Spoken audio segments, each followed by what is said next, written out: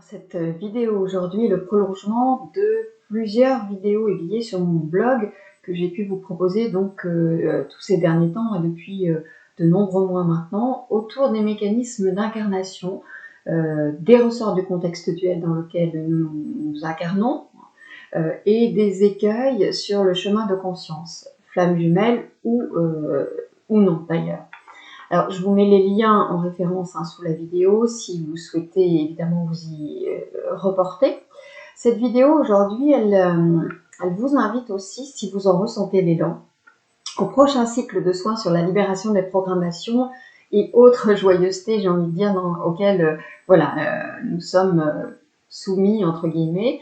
Il aura lieu ce cycle de soins, cycle collectif du 27 au 29 août et du 27 au 30 août si vous êtes concerné par un lien flamme jumelle. Je vous mets l'accès également sous cette vidéo. Alors quand je dis programmation, parce que parfois on me redemande ce que je veux dire, je parle, pour faire bref, avant de tout à fait entamer cette vidéo, de l'accumulation de conditionnements personnels, individuels et collectifs. À travers le prisme de l'âme, notamment via les expériences incarnées successives, via l'ego et via les égrégores formés et nourris au fil du temps. Parenthèse à propos des égrégores, nous sommes, ça aussi je l'ai déjà dit, depuis quelque temps, soumis aux égrégores de pouvoir et abus de pouvoir. Je ne parle pas là spécifiquement de politique, tout type de pouvoir. Il y a du pouvoir dans la sexualité, dans le champ d'affect, à travers les jeux psychologiques notamment, le rapport que nous avons à la nature aussi, la santé, l'intégrité du corps, en effet la politique, l'économie, etc., etc. Si vous regardez ça, en effet, vous pouvez discerner qu'il y a quelque chose qui se joue bien autour du pouvoir. Et tout ça, en fait, c'est parce que nous sommes en train d'essayer de l'apurer. J'avais fait une vidéo sur justement les mémoires ou empreintes mémorielles et pouvoir abus de pouvoir auxquels je vous renvoie. Parenthèse refermée. Donc, depuis plusieurs années maintenant, j'évoque la croisée des chemins. Et nous voyons bien, et de plus en plus depuis 1 an et demi, que cette croisée des chemins, elle prend la forme comme d'un entonnoir, pour ainsi dire, évidemment qui se rétrécit. Nous sommes éprouvés à différents niveaux pour nous amener, finalement, si on s'en saisit, à un positionnement toujours plus aligné. Ça demande évidemment un discernement toujours plus fin, plus aiguisé, tant les confusions, elles grandissent de partout, parallèlement.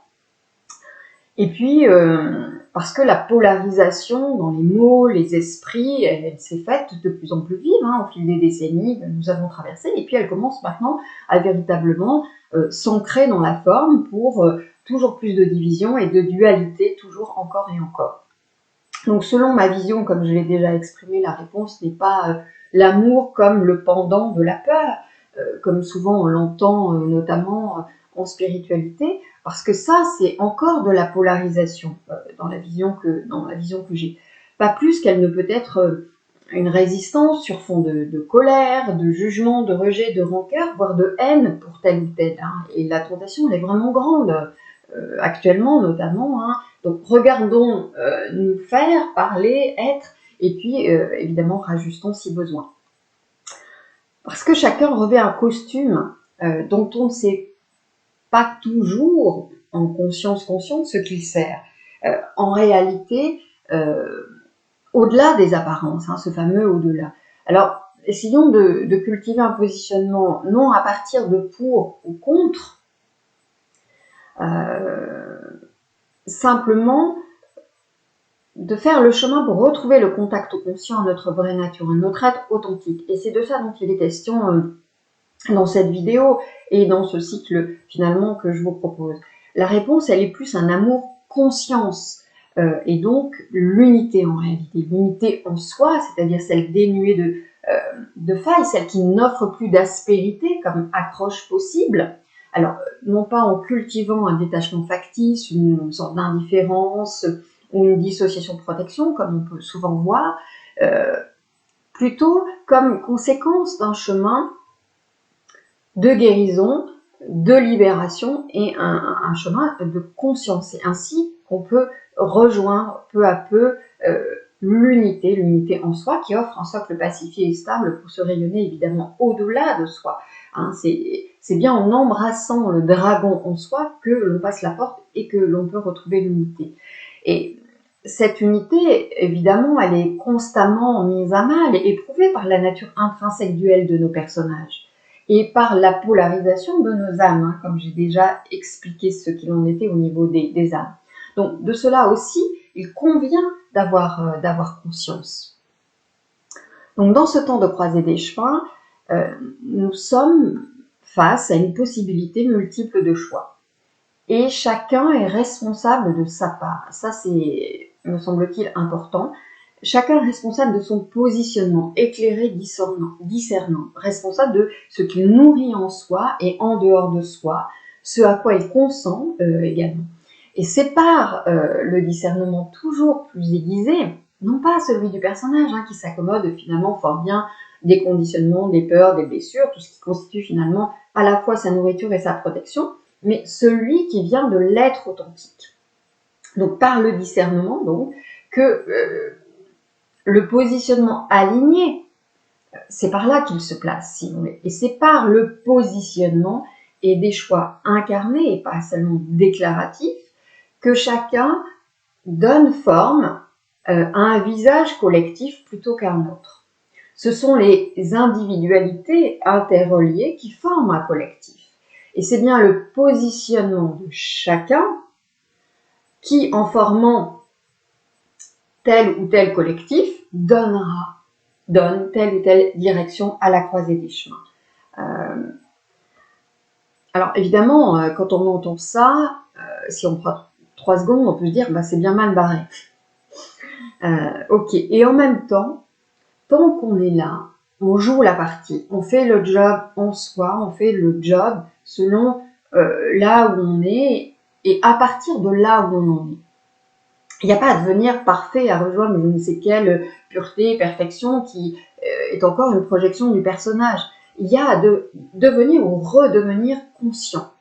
Conscient de sa propre imperfection, conscient de ses mécanismes internes, conscient des ressorts de la dualité, de la polarisation aussi. Conscient, ça ne signifie pas du tout juger.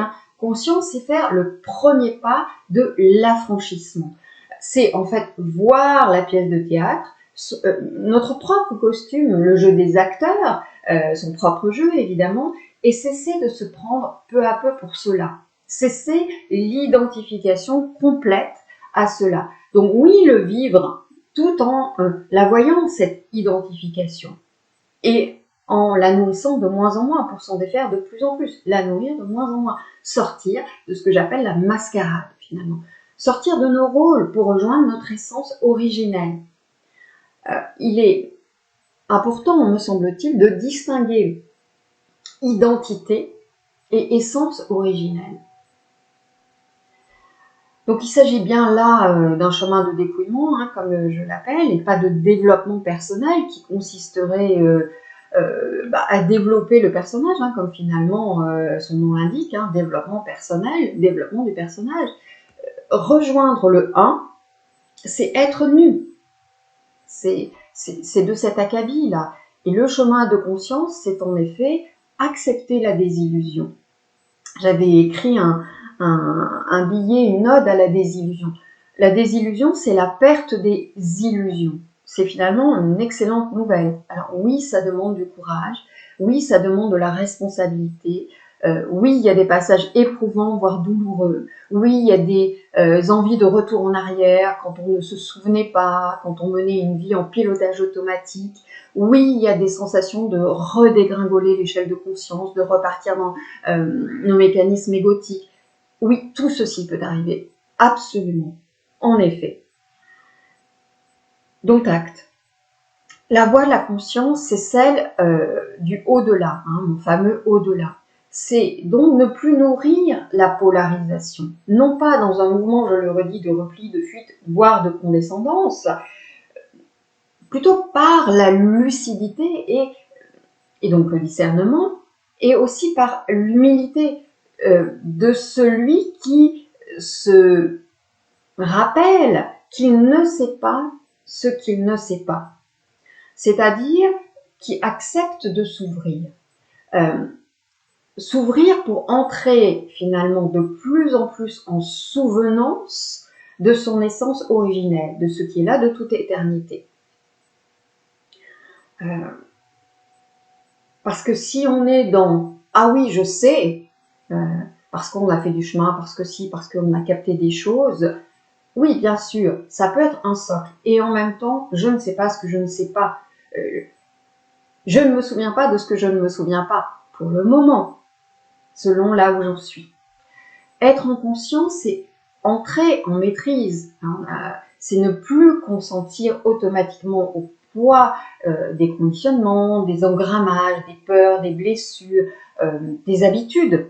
De consentir finalement à tout ce qui nous apparaît comme constitutif, pour reprendre le mot de quelqu'un d'autre, tout ce qui finalement a trait à notre personnalité. Et donc personnalité, personnage. Qu'est-ce qui est constitutif? Si constitutif, c'est entrer en raidissement, voilà. Donc plus nous discernons nos mécanismes internes et ceux du monde dans lequel nous vivons, plus nous devenons libres et souverains.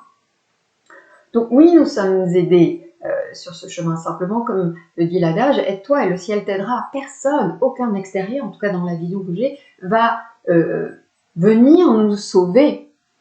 Ça me semble un leurre.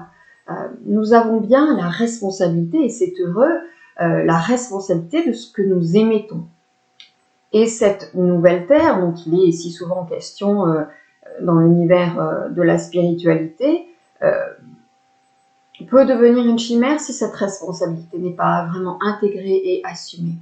Ce sera juste un artifice pour démarrer un nouveau cycle, là tout aussi conditionné, même si les murs de la maison seront repeints en rose ou en doré, et que l'espace de la maison sera peut-être un peu plus vaste, ça restera ça peut devenir une nouvelle chimère. Et voilà, il y a un cycle entamé qui finalement sera une répétition. Donc c'est vraiment à ce discernement-là profond, au-delà de ce que votre mental peut vous souffler, peut-être là tout de suite en regardant cette vidéo. Et puis c'est à ce chemin que je vous accompagne, pour ceux qui en ont, celles et ceux qui en ont l'élan. Et puis dans ce cycle donc de fin août que je vous propose là, comme un pas de plus sur le chemin des Lucioles, comme je l'ai nommé. Je vous dis donc à tout bientôt. Portez-vous bien.